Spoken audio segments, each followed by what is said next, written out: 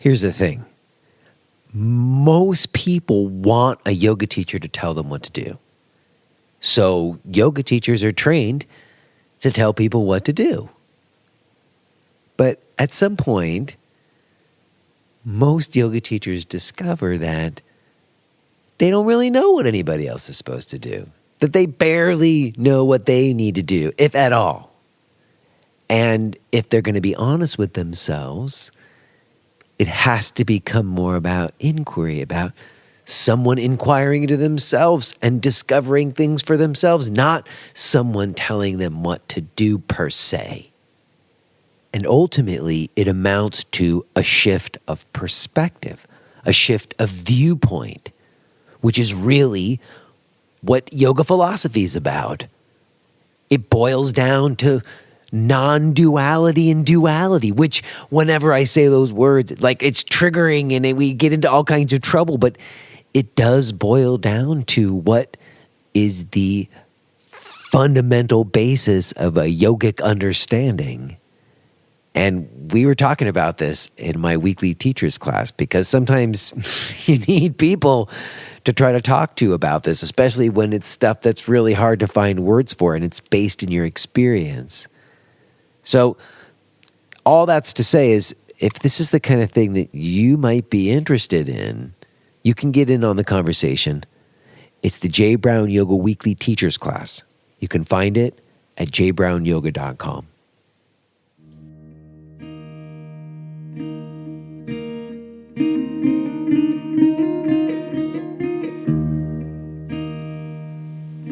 Okay, so now what? We're here, you're listening, and I'm recording. So I suppose we should do the thing, right? We should get to it.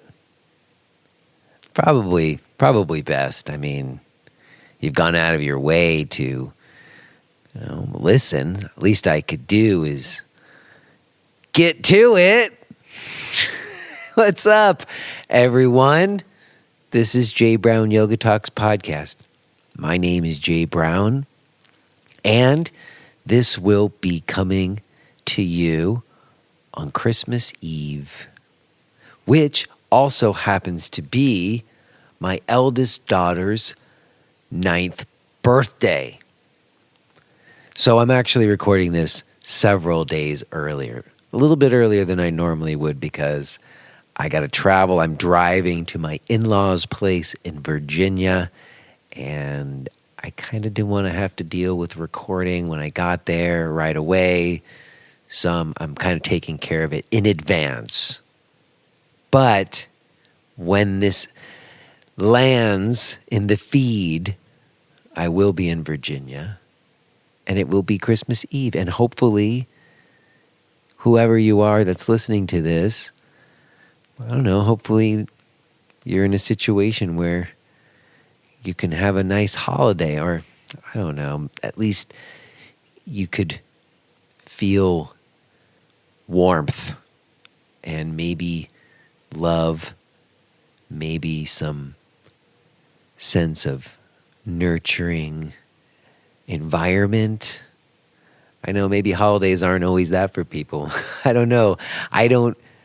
I never really had holidays with my family in my adult life, honestly, but my wife's family, we do Christmas every year, and it is a lovely time. I do enjoy it.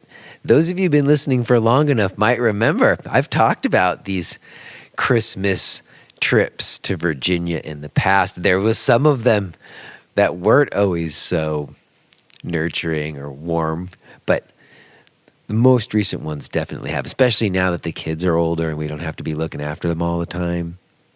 It's a good time, and I'm hoping that the people who are listening to this are also going to get some goodness, because I think we could use it, right? I certainly can.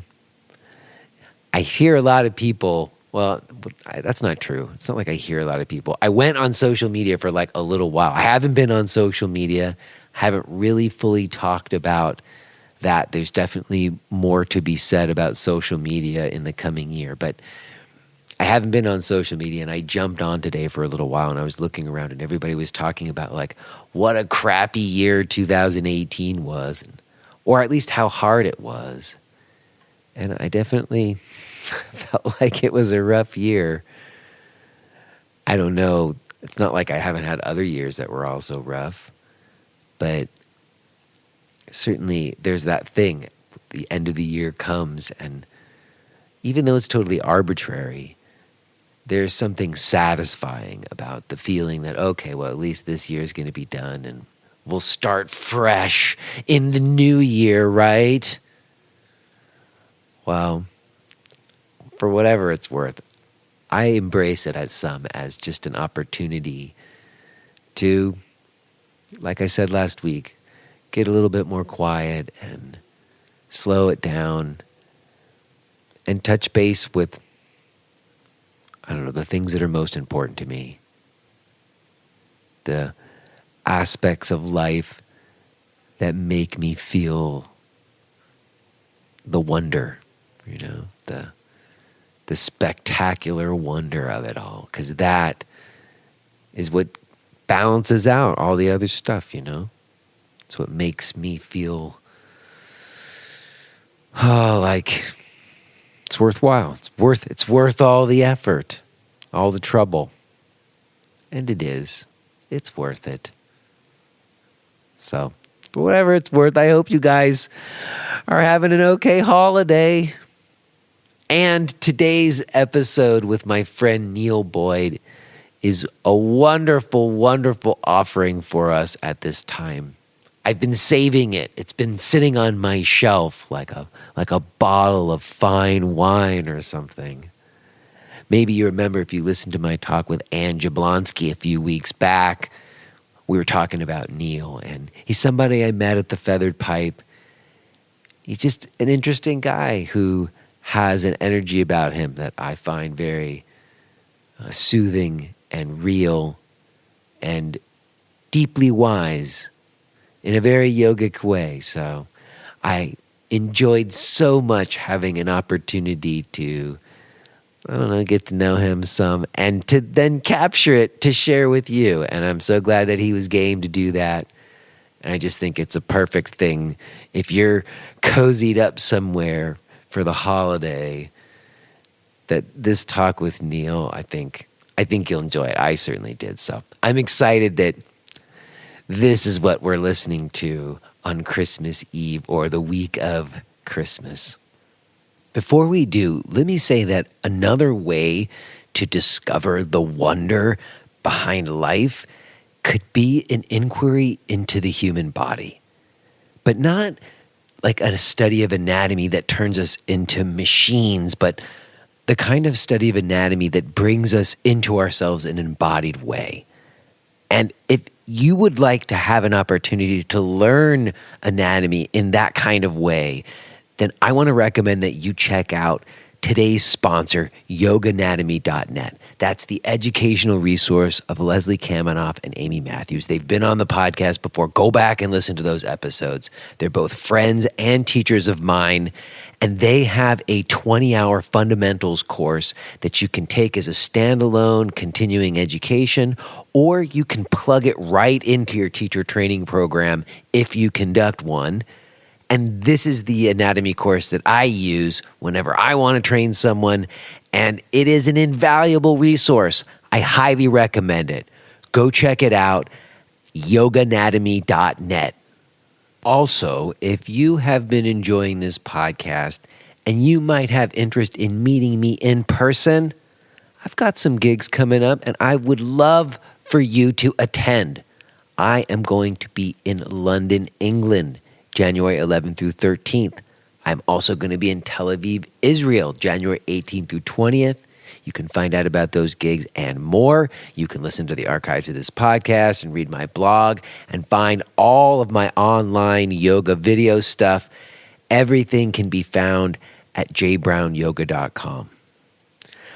All right, well, listen. The only other thing I feel like I want to say to you is thanks.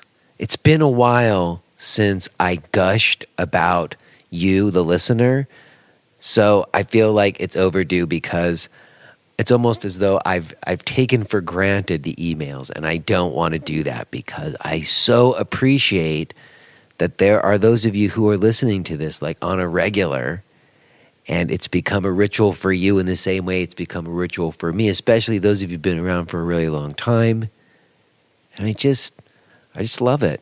I love it. It's like really by far one of my favorite things that I get to do is this podcast, is talk to all these really interesting people and connect with people who choose to listen to it and write me emails. So please keep doing that. If you are connecting to this, or like you're like talking out loud to me while you're listening to this sometimes, every once in a while, write something down and send it to me. Just let me know you're out there. It's my favorite thing that you are out there, that there's other people who might care. And just thanks. Really, really appreciate it. So I will continue to do it. And frankly, I have got a couple of pretty awesome podcasts already in the can. I don't really want to give everything away. I'll say a little bit about who's coming on the other side here, but I definitely got more coming. Good stuff, you guys. Really, really fun, interesting, informative stuff. I couldn't be more happy with the way all of it's going. Even like the difficult stuff, even the controversial stuff, even me misstepping and all of it. It's all what I've really been hoping for, and you're to thank for it. It doesn't happen if other people don't also listen to it and connect to it and have conversations in your own world, and every once in a while reach out to me. So here's to you. Thank you so much, whoever you are who is listening to this and hasn't already skipped ahead to the conversation. All right, you guys, let's do it. I will touch base with you on the other side, but let's listen to this conversation that I had with my friend, Neil Boyd.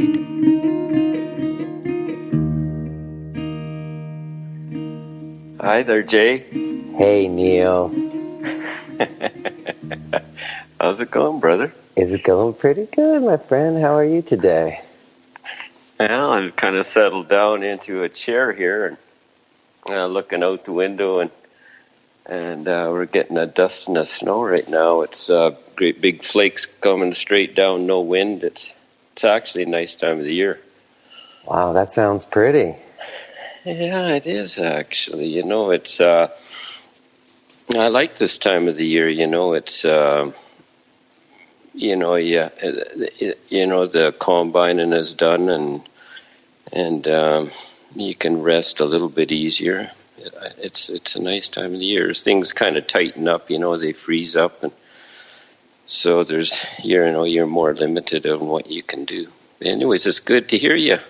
I know, it's good to hear you, and it's perfect that you just started telling us about the seasons, because that's sort of like one of the main things I was most interested in kind of, talking with you about, is like from your posts and everything, it seems like so much of your life is in relationship to the turn of the seasons. It is actually, Jay. Yeah, and you know, they don't actually change from one year to the next very much. You know, you can almost predict, you know, that Halloween is likely about the end of it, you know, and the start of winter, and then, you know, spring comes along, and the water or the snow starts to melt, and fields start to dry up, and then you hopefully are ready to put the seed into the ground then, and then you kind of wait and hope that, you know, the plants come out of the ground and get enough water, you know, to make a crop, and then you kind of, there's not too much you can do, you know, during the summer, but hope for the right kind of weather and kind of get ready for the fall. So it is actually a it's I don't know what you call it, a career of seasons or whatever. You're kind of linked, I guess. Well, I see. I'm intrigued. Just today, as a matter of fact, that I grew up in a suburb and I moved to a big city. So my entire adult life, I didn't pay much attention to the things that your life, like it didn't really matter to me whether whether I'm wearing a jacket or not. I do. I understand what you mean. It's interesting what a person does. I guess a farmer does. One of the very first things he does when he gets up in the morning is he looks at the weather app, to see, is it going to be dry? But what did you do before the weather app? How did you? That's what I'm saying. We're getting real deep into farming. I want to talk to you about farming today, but the point I wanted to make is that on my drive over here today, because I moved to Pennsylvania, the colors have popped out on the trees. We had a cold stint, and then it got warm, a random warm spell. It's like almost 70 degrees today. So the sun's out. It's almost 70 degrees. I mean, it was like 40 a few days ago, and the trees are these incredible colors. It actually, like driving over here, I actually was brought to tears by it. It was so gorgeous. I was breathtaking. It's nature all dressed up, isn't it? I envy that, in a kind of a way. I think you've got the trees, the kind of trees that really turn color nicely. Mm-hmm. We've got a lot of spruce and a lot of poplar up here, and the poplar, they lose their leaves pretty quickly. But yeah, your area is beautiful. Well, in any case, it's something that as I've gotten older, I'm like, man, there's this whole nature world that not everybody pays so much attention to. But as we sort of started today, your life very much revolves around. Yeah, it does. Right. Well, yeah. I think that's also an interesting thing as well, because I had in mind, and I've had in mind for a long time, I was like, I got to get people on the podcast who are not yoga teachers, like regular people, not yoga teachers. Yeah. And, for me, meeting you, what was it, a couple years ago we first met? It's been not too long. It was, yeah. And then 2 summers ago. We got to spend some time together at the Feathered Pipe Ranch this last summer, and I really got to meet you a little bit more. It was nice. And I just thought, wow, how does this farmer guy become such a yogi? And I have one other experience in my life that I connected to, because when I was maybe 16, long before I even had any clue about what yoga was, I met a farmer from Kokomo, Indiana. And he had a certain quality about him that just really stood out from like everybody else I knew in Los Angeles, where I grew up. And as I've gotten older, sometimes when I have as I've gotten more in my life become about yoga, I always remember him. And I thought, that's it. So there's something there. And that's why I was like, I should talk Big Neil on the podcast. Let's see if we can make a connection between farming and yoga and all of it, man. So I'm so glad to get to talk to you, because even when we got to hang out at Feather Pipe, the way the time runs, I was saying my favorite thing about the podcast is it gives me this excuse to just have a reason to have a nice long conversation with somebody, a friend. Well, it's pretty easy to talk to you, Jay. Yeah, I was thinking about that gentleman that you met in Indiana. There's I don't know. It's hard to kind of describe farming. There's a lot of, it's a kind of like a roller coaster. There's a lot of hardship, and then there's a lot of really good rewards, and it's kind of up and down. And maybe that's what puts hair on your chest. It's it's you're dealing with life, and you're dealing with death, and it kind of, I don't know, just you don't always go to town every day. You're out on the farm, and it's you just do what you have to do, and And maybe that's the character you were seeing. I'm not sure. Well, I think it might. Surely it's part of that, but also I felt like we'll get to it. It has more to do with these cycles of nature thing that we're talking about. But I also am curious because I know also, and I don't know if you identify this way, but prior to being a farmer, or maybe at the same time, I don't know, you were a cowboy of sorts. Is that right? Well, you did rodeo or whatever. I saw pictures, man. I saw pictures of you as a young man looking very cowboy. Well, you know what it was, Jay, is that we grew up on horses.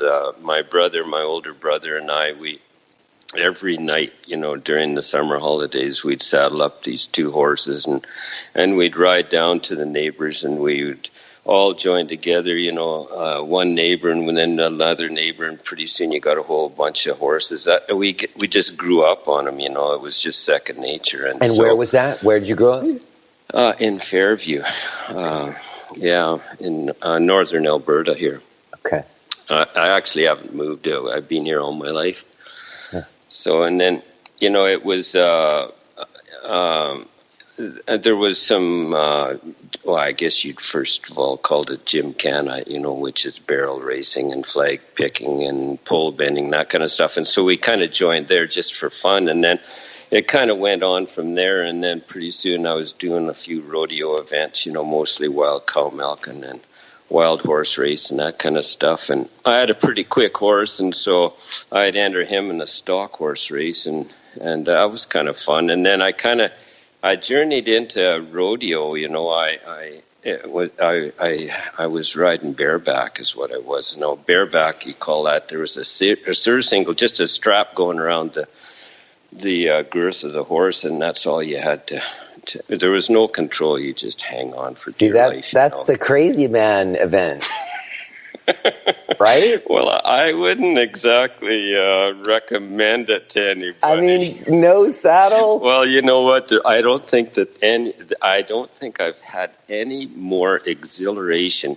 So put yourself in a chute. So the chute is where the horse is. They put him into a chute, and then another guy kind of helps you put this rigging on. And you've got one leather glove I rode with my left hand, and you curl up the palm a little bit so it stays into the handle a little better. And then you nod your head, and then you look out into the arena, and there's nothing but dirt and here you are stuck on a horse that all he wants to do is buck you off. There's a lot of exhilaration there, but I'm sure it's like again, it's like manual adrenaline rushes, like that's like the extreme sports of that area, right? You weren't doing skydiving. You were just riding crazy buck horses. And so how bad did you get hurt? Well, I was really lucky not to get hurt. I did get hurt, just riding around at home a little bit, but I got kind of lucky that I didn't get hurt in the rodeo. But I actually didn't. I wasn't involved with it all that many 2 or 3 years, and it was more just a hobby. I wasn't in it for the money, and so. Were you good?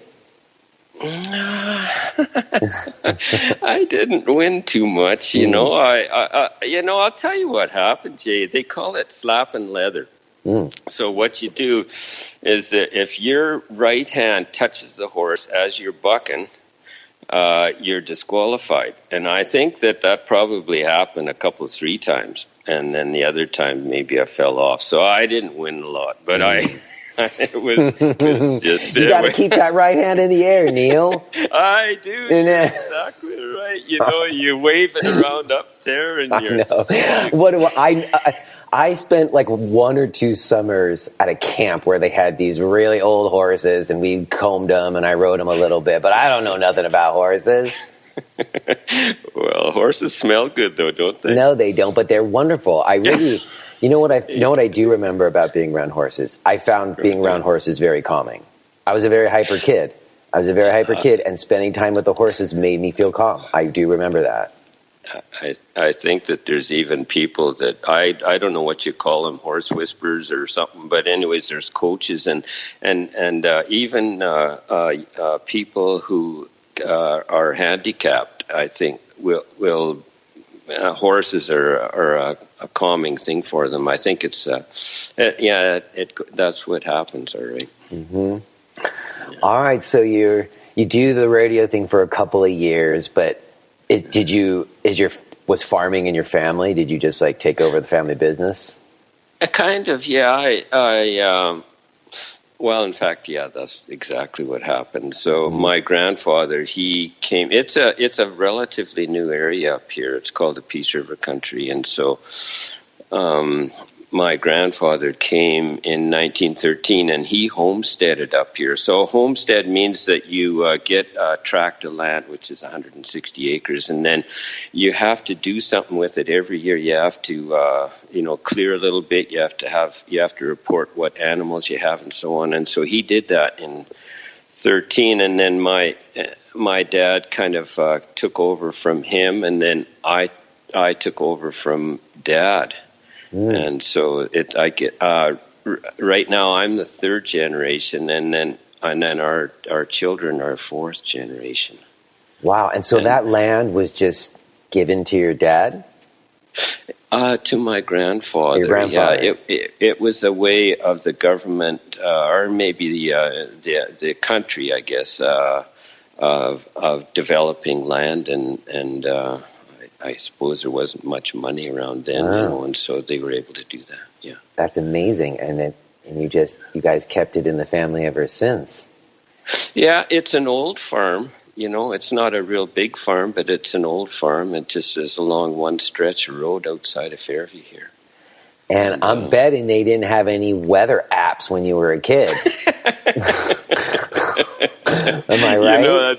It's funny because I was sitting in where we sit sometimes, drinking coffee in town, and I was telling this guy, like you want to know which way the wind's blowing, so when you're loading grain, the dust doesn't come over your truck cab. And so I said to him, well, I just look at the weather app and see which way the wind's blowing.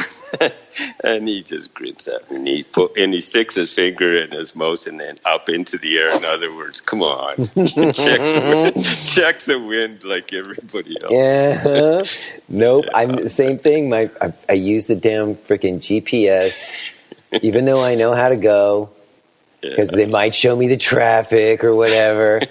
It's so crazy. I actually do that too, but it makes it easier to drive, especially you don't know where you're at. I do. I say that to my wife too, because I can be a little bit spacey. To have someone tell me when to turn, even when I know, is sometimes good. Yeah, I got to tell you just a quick story. I was with Ruby, my wife, and we were in the city, and I had the GPS on letting us know where to go.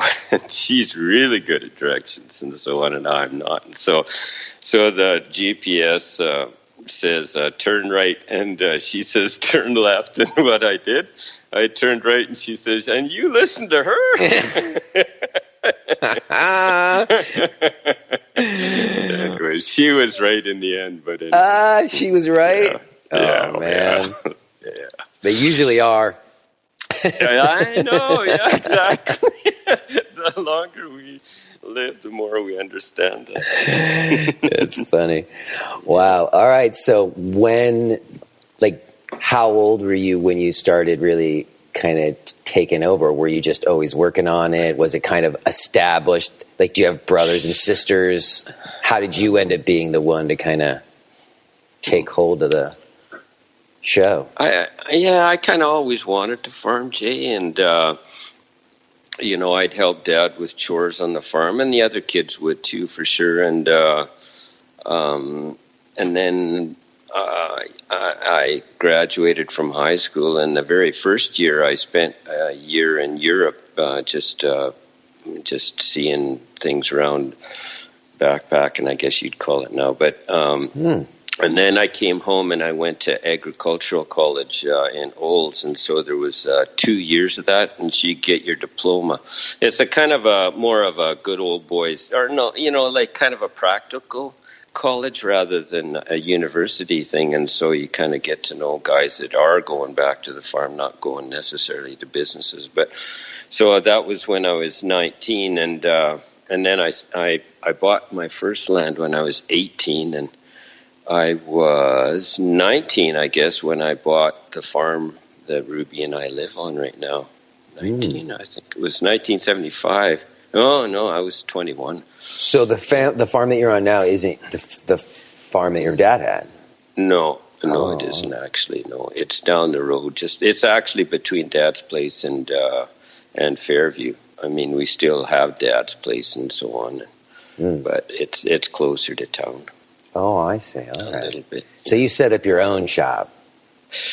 Well, I kind of did. We kept the grain separate for quite a few years. The fuel was separate. Our grain was, everything was, until Dad started to kind of retire a little bit, and then he went on to some, boards, egg boards, and that kind of stuff. And that's when we just started putting the grain all in one bin, and then, just kind of figuring out percentage-wise who had, grain, and that made it a whole lot easier. But yeah, I guess you're right, though. I mean, I right from the get-go, I guess I was kind of on my own.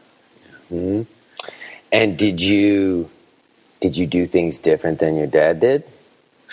My dad was quite,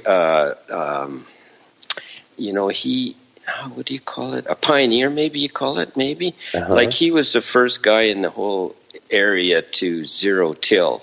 And zero-till means that you don't do any tillage. You just seed into last year's crop. And I didn't at first believe in that. In fact, I remember telling him, I said, "Jeepers, Dad," I said, "zero-till, zero crop." I still remember that. But we were actually... I'm sorry to interrupt, but what's the reasoning behind that? Is it like better for the topsoil or something to not till, or why would it be better to not till versus till? Yeah, you're exactly right. So if you don't till, then you'll get way less erosion. So in other words, wind erosion is a big deal if you do too much tilling, water erosion. And then, of course, there's all kinds of other factors where you're, the less you disturb the soil, the more alive it remains, underneath, the roots are still there, the microbes, the animals, all that kind of stuff, it remains there. It's, I'll tell you, Jay, sometime just go out into a field sometime and just take a handful of soil and smell it. And you can smell how alive that soil is or how healthy that soil is. By that kind of earthy smell. So when you're zero-tilling, that's what you get. You have that alive kind of soil. It's an interesting thing you're saying, because I think sometimes you think of dirt as not being alive or something. And I was hearing someone talk about science, actually, and talking about how science can't, tell us everything. And in fact, he was saying science can't tell us what's in a handful of soil, like... You know what I mean? Like I do. I know. And that actually a handful of soil is, like you're saying, it is an alive, incredibly complex thing, just like us. It's absolutely. They say that there's way more life under the soil than there is above the soil. I see, but you got one over to your father's foresight. Oh, it didn't take me very long to figure out that he had something going. I mean, it took us quite a while. It was a learning curve times 100, The machinery wasn't there to start doing that. That was way back in the 90s. And so we struggled, It took a long time before we kind of, what we did is there came along research, on how to do that kind of stuff. And yeah, because it was new. I mean, the only way we could, the machinery that was in place, the only way we could seed into the soil was to till it first, and to control weeds was to till it. And so this was all kind of new. And so what do you do instead? Well, now there's machinery, that is adapted so that you can actually put the seed into the soil with some fertilizer at a certain depth that you couldn't before. You'd plug the drill up, that wasn't meant to. And as far as the controlling the weeds, with a little help from a herbicide here and there, you're able to have a competitive crop, that will compete against the weeds also. But anytime you till the soil, you disturb the weed seeds on top, and that germinates them. So the less tillage you do, the less germination of those weeds there is too. See, there's all kinds of stuff going on. It's not just putting seeds in the soil and then they grow. There's a lot more to it, clearly. Well, we get a lot of help from the guy upstairs, I think. But yeah. Well, also what I was thinking of just now when you were talking about all that, I was also thinking back to this video that you posted of yourself just riding in the combine, like through these like massive fields, and the post was something like you kind of set it on autopilot, like there's kind of like it's computerized right now, so you set it to go and you just kind of sit back and once again, it was like, wow, that looked like an incredibly tranquil way to spend a day.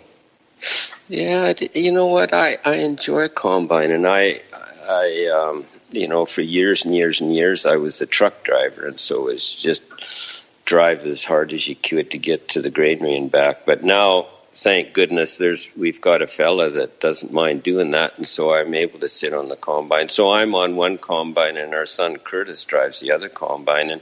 And you're right, the cutting tables are the same width, and he has GPS on his and on mine also, and so you're able to go down the field without steering it. The GPS actually steers for you, and it's within an inch or two.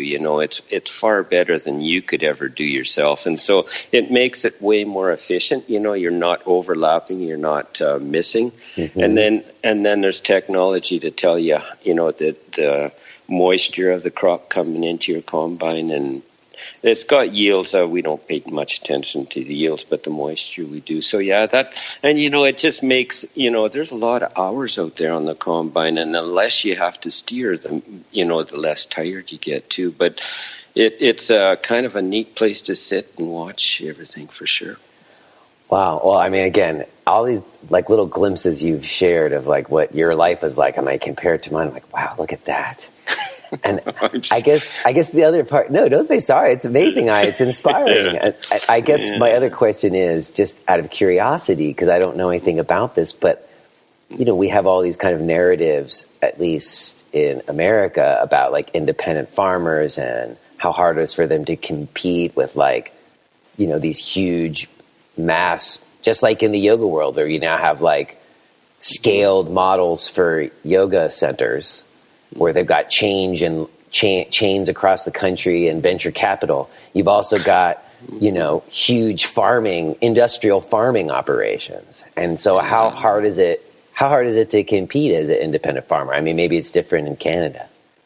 No, I understand what you mean. I'm not exactly that familiar with the States, but where we are, it's a kind of an economy of scale, it seems. And so farmers try to get, I think, larger just to be able to buy the equipment that's out there, things like that. And I guess where we probably stand is moderation, I guess. In other words, it's not how much you spend. It's not how much you make, it's how much you don't spend, and so if we can try to, get nature to help us do the work, and maybe we can kind of stay in business, that way. But as far as buying land, it's pretty tough nowadays, it's gotten to be really expensive, I think, and that's the competition that's made it that way. So, I mean, I guess I'm asking about like the crop that you produce. Like, how is selling that? Can you compete selling the crop compared to somebody who's got a big industrial farm? Yeah. Well, as far as I know, they don't get any more advantages that you do. It's all sold on grade and so on. Mm-hmm. I The buyers don't care where it comes from, whether it's an independent farmer or not? No, they don't. Not that I know of, anyways. No, I doubt it. Interesting. Well, I mean, I think we could talk about farming for a long time, but I'm also curious now, how in the midst of this life that you're sharing glimpses of for us, did you get to yoga, Neil? When does yoga come into the rural farm life that you have lived? Well, I'll tell you, Jay, I'm blessed to be able to be married to a wonderful lady, and I don't, she knows stuff that I don't know how she knows. But anyways, what happened is my body, my back actually started to get so that it was sore, and we were calving in the wintertime and picking up calves, dead weight of 100 pounds and working hard and probably the stress of it all is probably as much as anything that made my back sore. But anyways, so what it was Ruby, she suggested, because I knew I had to do something, and so she suggested yoga, and I'll tell you what, I didn't know the word. I didn't know what it meant or nothing in it. But you never even heard the word before, huh? I don't think I've even heard the word. If I did, it was in passing, and I had no clue what it was. Gee, there's no studios, there's no nothing up. Well, there is now, but not at that time there wasn't. And so it was. I actually had to kind of try to figure out what she meant, and so. Do you want me to keep going on my story I here? want to hear more. So she says, try yoga. You're like, what the heck is that? Yeah. And then she says, what does she do? There's no studios. Are you using a book? How does it happen? In the farm, on the farm, where does the yoga happen? Or does Ruby teach you? No book, no. Well, I think she was probably a natural yogi anyways. But anyways, no book, no. Okay, so what happened is once in a while we'd go to, to an island, Maui is where it was, and we have some friends that live up on the hill there on some ranches up there. And so anyways, so I thought, well, I'll just see if I can find some yoga around here. And so I searched around, by golly, here was a studio. And so now what, do I go in? How do I dress? All that kind of stuff, and you see people walking in and out, and, so anyway, I couldn't go in. I walked by, a day later, same thing, walked by. And then the teacher was standing outside the door. And so I walked by, then I turned around and I said, hi. And so anyways, I talked to her and she said, well, I don't know, why don't you try so-and-so class? And so I did. By the way, can I tell you her name? Yeah. It's Tracy Keenan. She's a teacher at Kihei, and she still teaches there. Well, I love that. I love that story, though, because you were intimidated to walk in, because you said you saw people walking out and they probably didn't look like you. Well, not a bit. Yeah, they didn't look like you. You're like, am I really going to try to walk in that place? And then what happened? Then the teacher was standing outside, and you said hello, and then you were able to talk to that person, and then that made you feel more comfortable, and they suggested a class that they thought might be good for you. That's exactly how it happened, yeah. That's right. No Facebook posts, just you walking by and saying hi. That's how it happened. I don't even know if there's internet then. There wasn't. Certainly no Facebook, but yeah, that's all it was. It was, I still remember, during the day I either had a little nap or I read a book. There wasn't any internet or nothing like. Well, you could go to an internet cafe, but that didn't interest me. But yeah, so I did. That's where I started. And do you remember your first class? Vaguely I do. I wanted to do everything right. So I had to watch people. I made it through. And, do you remember like what the class was like or what kind of practice it was? It was a slower class. It wasn't, and that's what she sent you to the beginner class or the level 1 or whatever. That's right. Yeah, that's right. That's right. You know yeah, because there was 2 or 3 different levels, I guess, if I remember right. And you know, Tracy was is an excellent teacher, and she, you know, she wouldn't worry if you couldn't do this pose or that pose and help you out when you needed a little help, you know. But I think mostly what it was. If you are hearing this message, then you're listening to the free version of Jay Brown Yoga Talks.